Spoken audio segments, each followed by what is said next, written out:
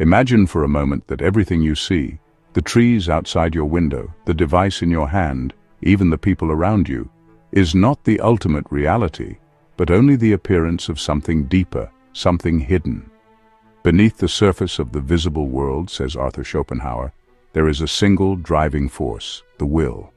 Not the rational will we speak of in everyday life, but a blind, ceaseless, and unconscious striving that underlies all of nature.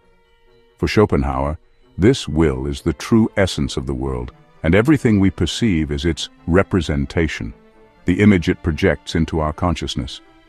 What makes humans unique is that in us, the will becomes aware of itself. This radical view flips the materialist picture upside down.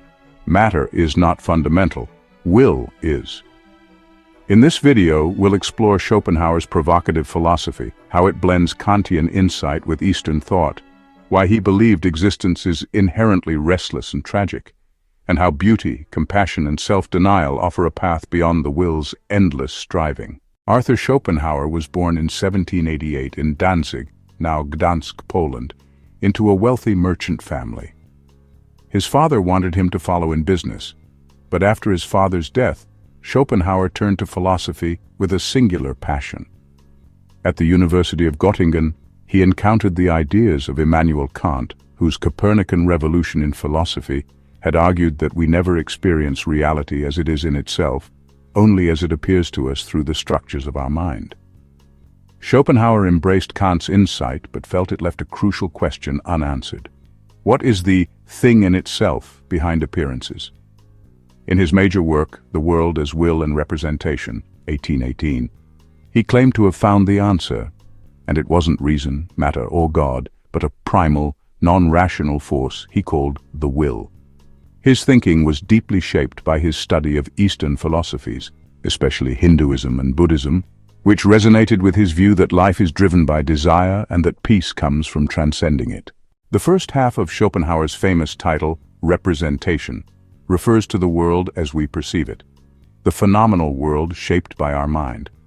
Like Kant, he argued that space, time, and causality are not properties of things in themselves, but the mental framework through which we organize experience. In other words, the physical universe we know, from galaxies to grains of sand, is not reality itself, but reality as filtered through our cognitive apparatus. We never step outside this realm of appearances, yet unlike Kant, Schopenhauer believed we could gain a clue to the underlying reality, not by abstract reasoning, but by looking inward. While our senses give us representations of the world, our own body gives us something more, an immediate experience of ourselves, not just as an object in space and time, but as a subject driven by impulses, needs, and desires. This, he thought, was the key to unlocking the thing in itself. When we examine our own inner life, Schopenhauer said, we find that beneath thoughts and perceptions lies a more basic reality, an endless, aimless striving he called the will. This will is not conscious choice.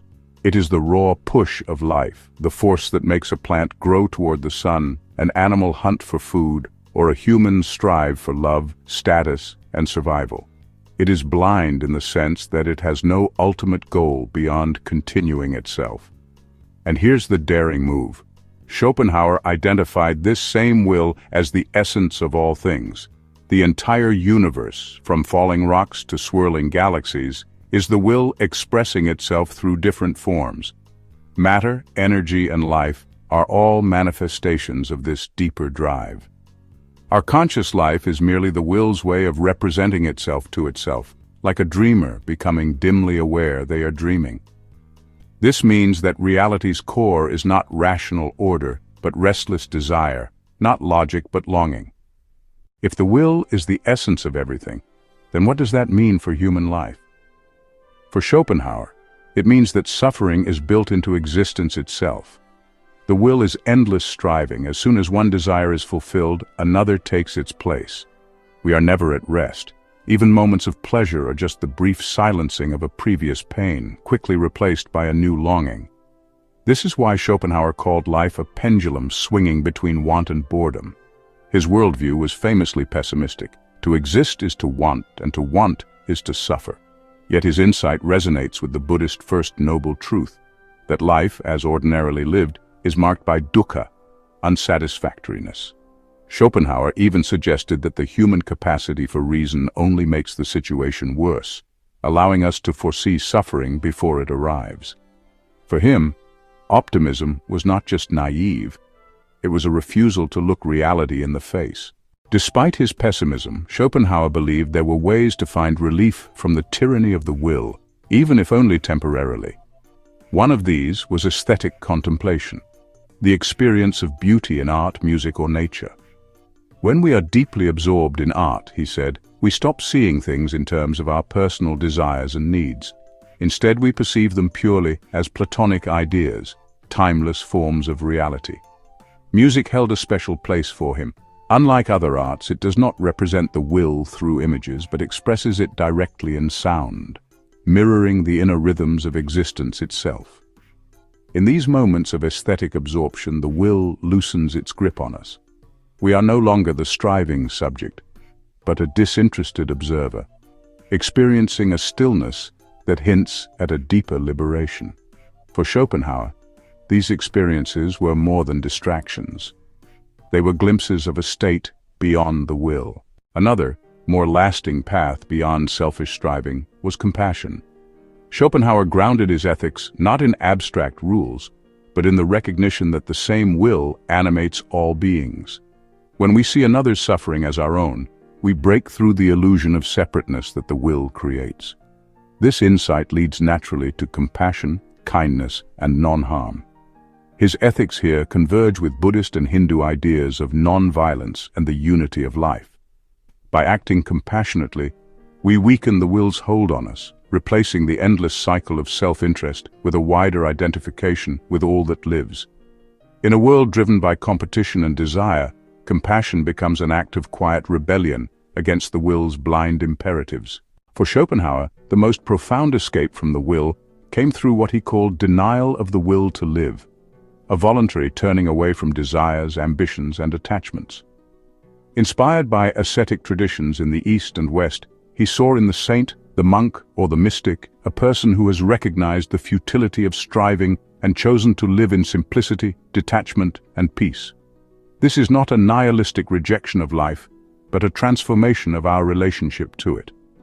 By loosening the grip of desire, we create space for a different kind of being, one marked by serenity and compassion rather than craving. While Schopenhauer doubted that humanity as a whole would embrace such a path, he believed that for the individual who did, it offered the closest thing to true freedom. Arthur Schopenhauer's vision in the world as will and representation is both unsettling and strangely liberating.